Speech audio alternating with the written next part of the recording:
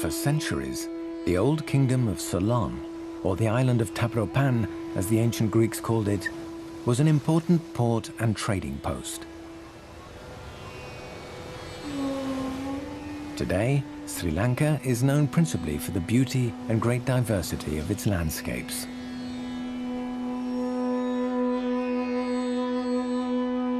Despite a 30-year-long internal conflict, the Sri Lankans remain alive to the wisdom of Buddhism and understand the importance of preserving their island's biodiversity.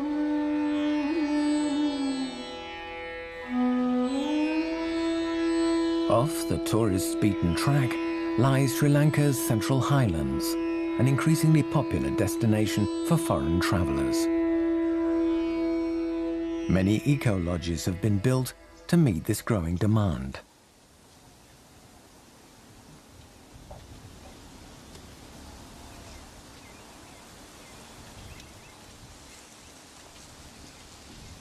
On the edge of one of the country's largest national parks stands the eco-lodge owned by Dane Lars Sorensen. If the gods are favorable and there is no traffic, it's a 3-hour drive along dirt tracks.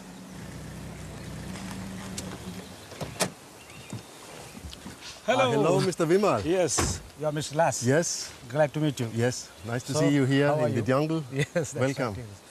Today is a crucial day for Lars. He's welcoming Vimal, a rather special visitor, who may hold the key to Lars's financial future. He'll be deciding whether or not to send Lars the customers of the travel agency he represents. An almost impossible marriage between ecology and economics. The radical nature of Lars's project hurts him financially. To limit man's impact on the environment, he refuses to accommodate more than 2 couples in his eco-lodge. And that means few financial rewards. Okay, Mr. Vimal. Yes. Please come inside Thank the you. tree hut. Sure, that's nice. You get nice views. When I began developing ecotourism here, I made this place, the immediate area around the lodge, to jungle. So what type of activities do you propose to your clients here?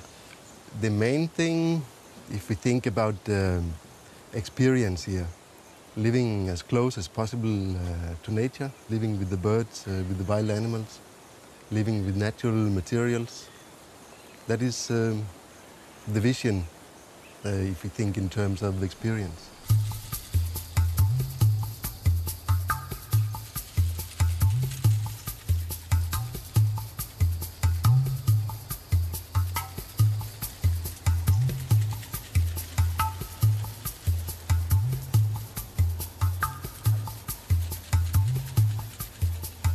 University studies in Buddhism brought Lars to Sri Lanka.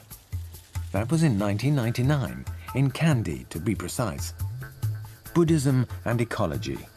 Lars has put a lot of time and effort into his eco-lodge and has invested in the island, its inhabitants and its ecotourism plans.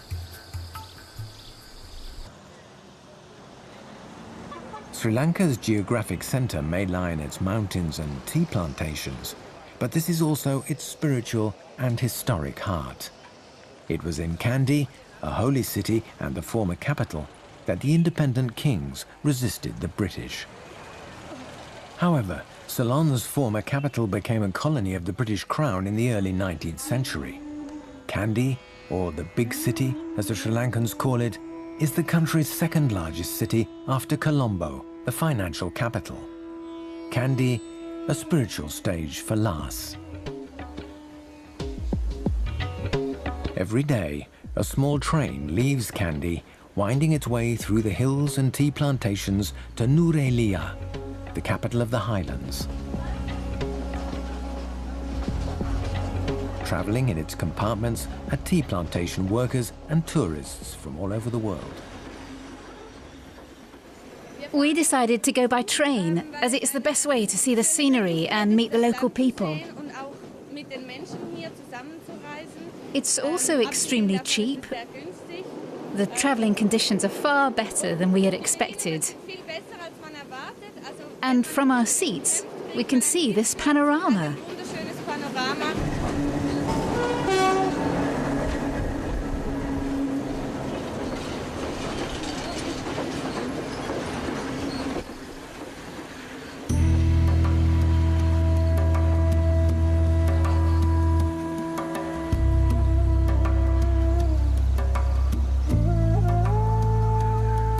Sri Lanka is the world's leading exporter of tea.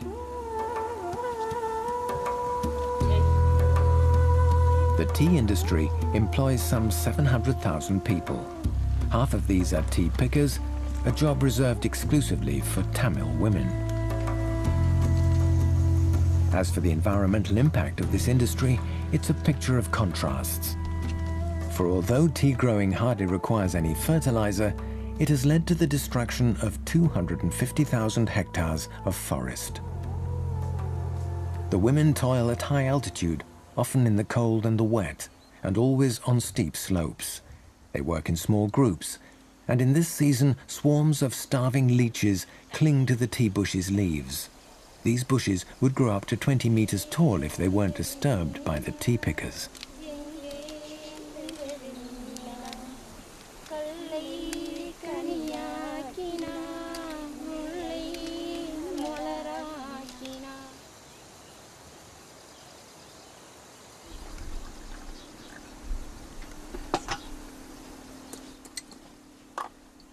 The tea is really excellent.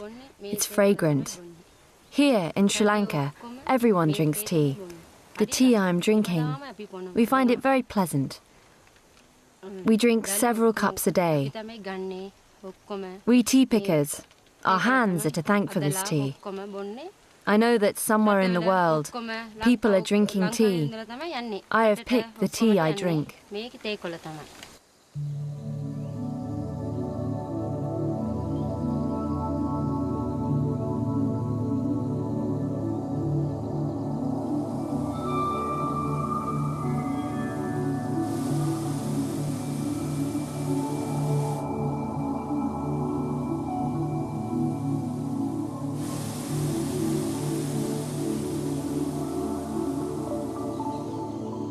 Adam's Peak, in the heart of the mountains, in the tea-growing area.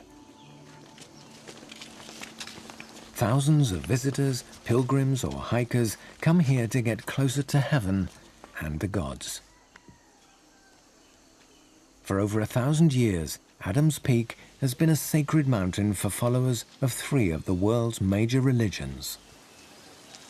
According to the Sri Lankans, Adam, Shiva or Buddha left a giant footprint on the top of the last paradise on earth. This paradise can be reached by climbing several thousand steps. Mere mortals are drawn by the beauty of the place and the sense of the divine.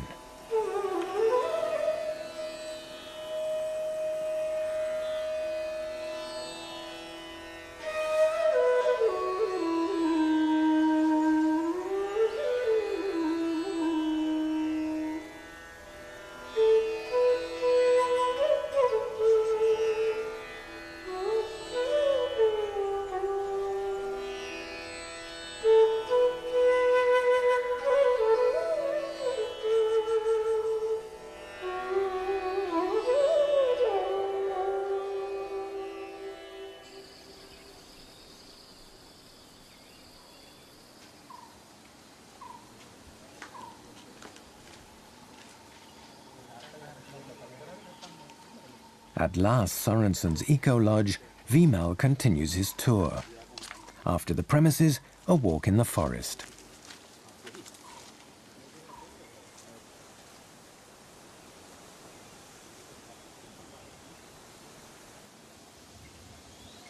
Lars is going to see if any elephants came in the night.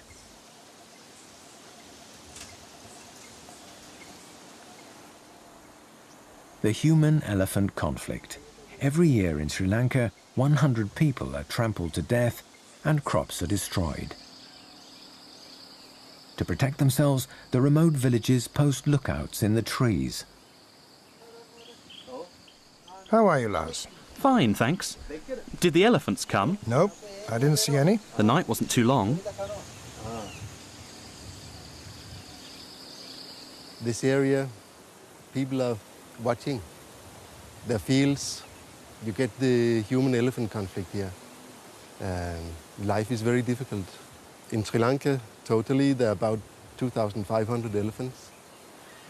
They need wild areas outside the parks. They can't live only inside the parks. The national parks can sustain maybe only 50% of the total elephant population. So it's very important to try to preserve wild jungle areas like this.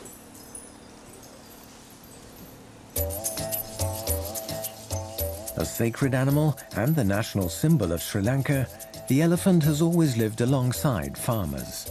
It is also a domesticated animal. 20 years ago, they numbered 700. Today, there are barely 200 left.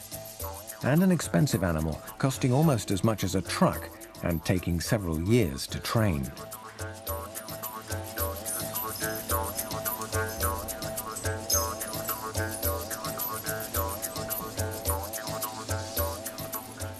The mahouts fear their livelihood will soon disappear. We were very much in demand for transporting stone blocks. This still represents the bulk of our work. Or, if there is a car accident, we use our elephants to remove the vehicles. When I was young, few people went to school. My big brother took care of the elephants, and I often accompanied him. I've always loved them. As I was always around them, I became fascinated by the mahouts, and I've become one of them. It's really hard work. You have to take good care of the elephant. If you don't look after it, you can't get to work well.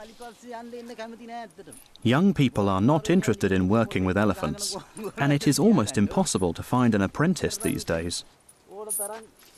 Everyone used to dream of becoming a mahout. Times have changed.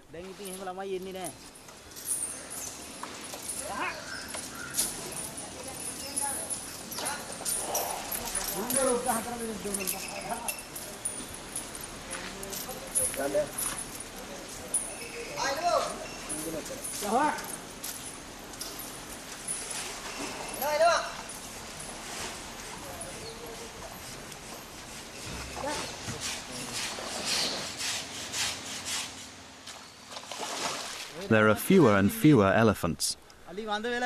The domesticated elephants are dying one after the other. Those living in the jungle are wild, and we are not allowed to capture them. The government has to do something, or there will be no elephants left, not even for the Perahara.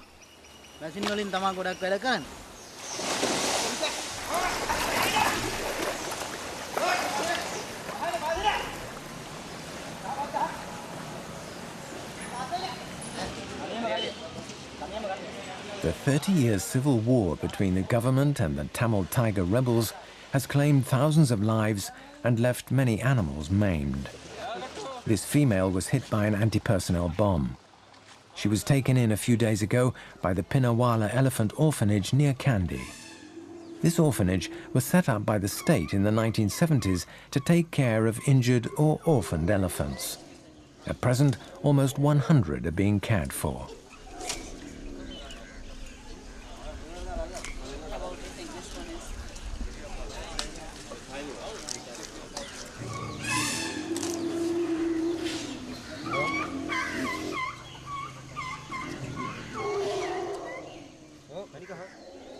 The calves often fall into the farmers' ditches. As a result, they become isolated from the herd. Other elephants get shot, die in accidents, or they're injured, attacked by wild animals. Their calves become orphans. It is the young elephants, alone and sometimes injured, who come here to Pinnawala. It is our job to treat them and make their lives as pleasant as possible.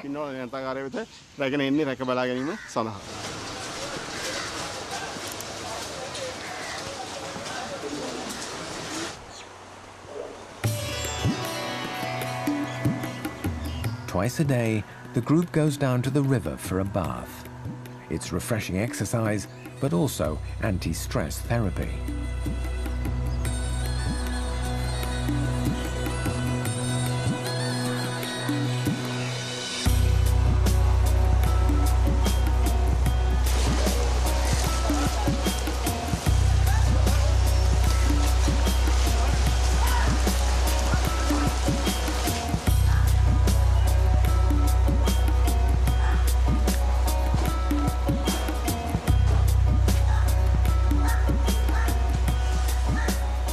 This has beneficial effects on reproduction. 37 elephant calves have been born in Pinnawala since it was set up.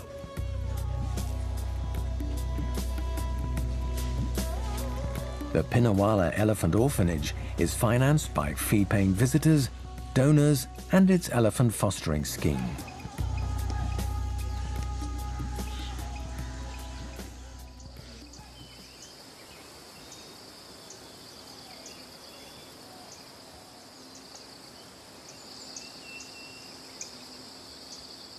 Flowers, plants, trees. The vegetation is lush and abundant. Traditional medicine makes use of many of Sri Lanka's plants. There are lots of medicinal plants. Look. This one, for example, is used to treat the eyes. It's a very powerful medicine. This is Madrathala. It's crushed and used as a mosquito repellent. This plant is edible, but it is also a medicine used to treat depigmentation. The study of nature and the use of wild plants lie at the heart of one of the world's most ancient systems of healthcare, Ayurvedic medicine. Roughly translated, Ayurveda means science of life.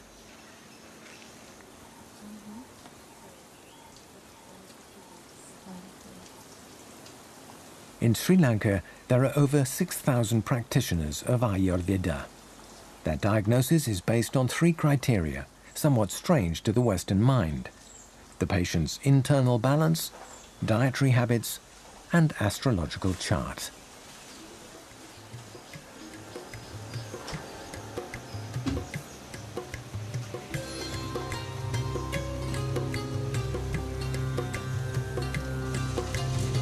Wild plants and flowers are made into extracts or perfumed oils for soothing and sometimes unusual massages.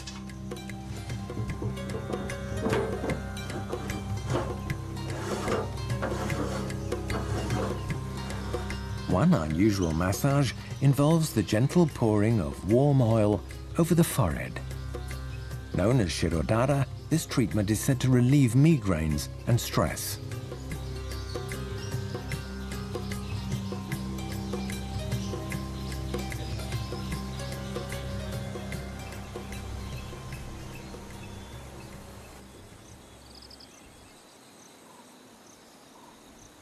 Many lakes dot the landscape. They are ideal spots to discover and observe local wildlife. Here at the lake, as you see, this is a fantastic and magic spot.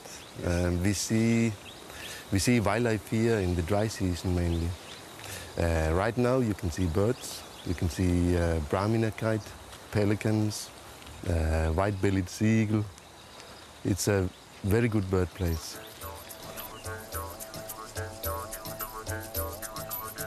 Almost none of these lakes are natural. Made over 1,000 years ago for and by the sovereigns of the time, they constituted a sign of power and wealth. Nowadays, in the dry season, they irrigate the rice paddies and fields and refresh the Sri Lankans.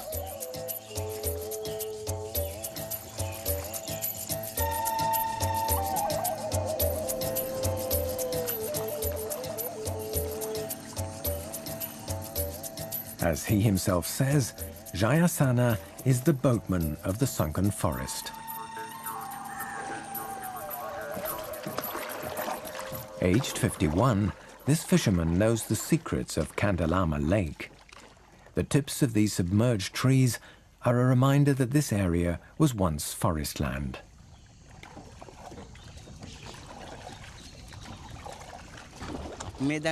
I'm always delighted to show people my lake.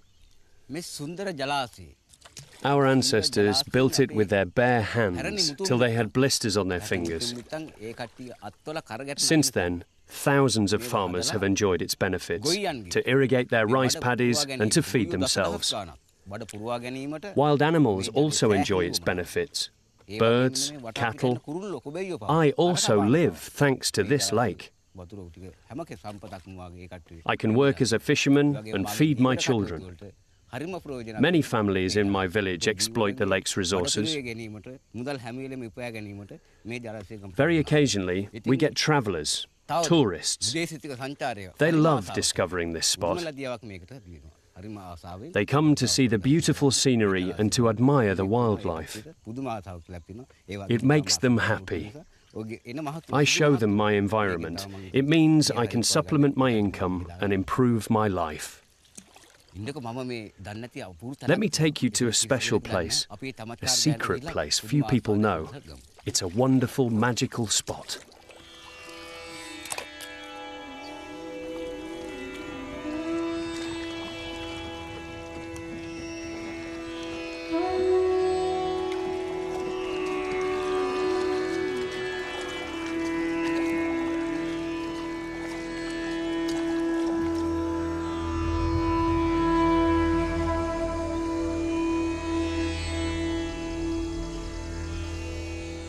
In the forest, the ruins of a temple that has lain forgotten since the 7th century. This building attests to Sri Lanka's spiritual history. 500 Bons lived here. They withdrew to this forest hermitage to meditate. These days, no one comes here apart from Jayasana and the few foreigners he occasionally brings.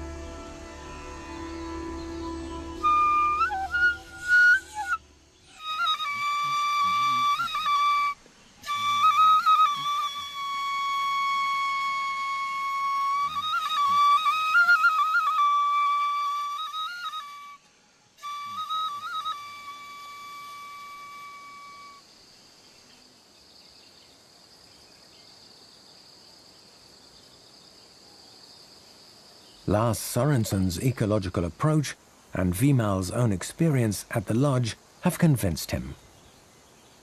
He intends to bring new visitors to Lars's eco-lodge, but Lars must make a financial decision to increase the lodge's capacity. This is the whole point.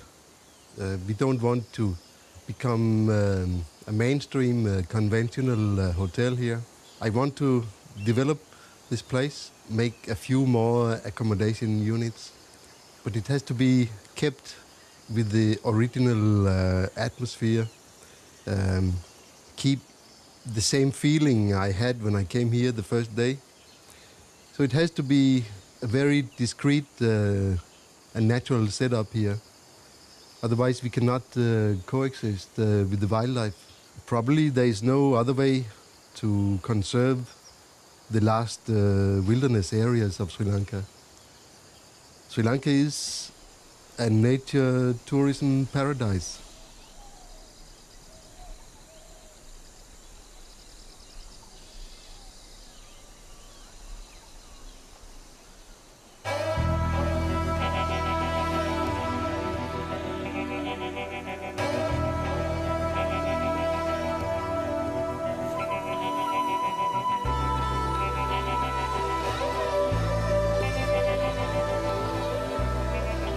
Sri Lanka has everything needed to meet this growing foreign demand, but it must act wisely if it is to preserve its ecological resources and respect the environment. Maybe the gods will see to it.